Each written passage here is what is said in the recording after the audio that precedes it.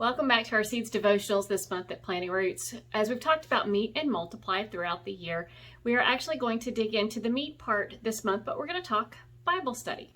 Because sometimes choosing a Bible study or deciding which Bible study to be a part of sometimes can be a challenge. Whether you go to like a Christian Wives Fellowship or a Protestant Women of the Chapel, whether you do Bible study with your church where you are, sometimes you have multiple options of a Bible study. Sometimes you may gather folks in your home and you choose a Bible study as a group. So what does that look like? What are you looking for? What types of Bible studies are there? And so we're going to talk about that this month and actually talk about 4 different kinds of ways to study the Bible. So 4 different study methods, I guess, or types of Bible studies is a good way to put that.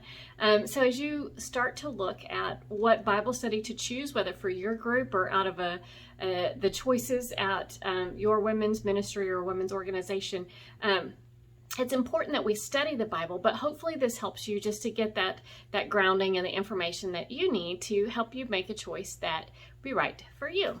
So if you have not dug into Scripture a whole lot on your own, this is a great chance just to kind of understand a little bit more of what options are out there and how to understand the Scripture a little bit better. So we do ask a question usually here every time we meet. And so my question for you today is, do you have a favorite person in Scripture? Do you have a favorite person that you have studied or heard about, maybe just a story about them in Scripture? We would love for you to share in the comments. Because today we're going to talk about a character study, which is one way that we can study Scripture. And sometimes you see it in the title of a Bible study, like a tangible Bible study that you pick up on everybody from King David to Esther to Paul to a number of people that we find in Scripture. And what they do is a character study, a person study, is basically a focus on that one individual. And you'll find in some of these people in Scripture are mentioned in both the Old Testament and the New Testament. Sometimes we learn about these people from different books of the Bible, even people like Paul, who wrote different books of the Bible. He introduces himself or tells a little bit about himself in each of those different letters that he writes, and then we hear about him in books like Acts. So as we get into studying about a specific person that we find in Scripture, we can ask ourselves some questions. We can understand their life and the choices that they make and God's response to those choices and what the legacy was that they left behind. So as you dig into Scripture, if you are thinking about maybe doing a character study in Scripture, the easiest way to find some, if you're like, well, who do I study first and how do I find all the information? Super easy way is to find books of the Bible that have titles as names, because a lot of times they will tell us a lot about that individual. Now, the biggest exception to that is probably the Gospels, because the Gospels focus mostly on Jesus and the story of Jesus and his life while he was here on earth.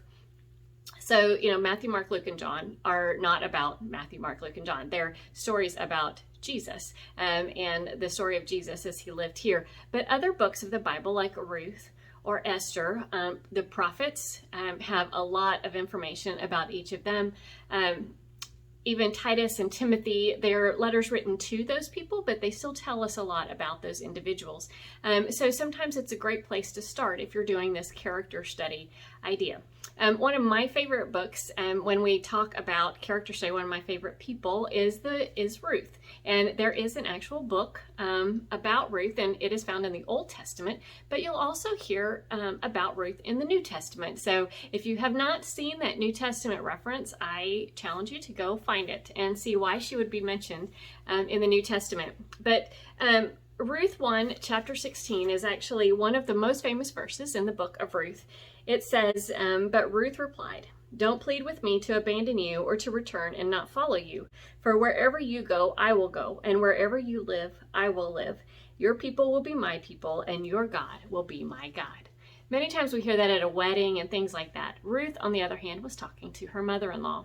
So as you study about these people in Scripture, and find all these references. You can go to your concordance in the back and look up pages where you'll find references to specific people. I would encourage you to ask some questions of yourself as you study them.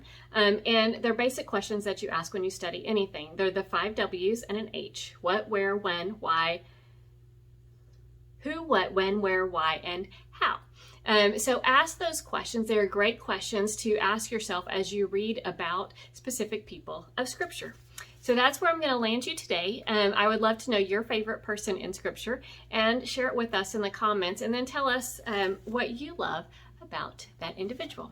So we will see you next week as we dig into another way to study Scripture.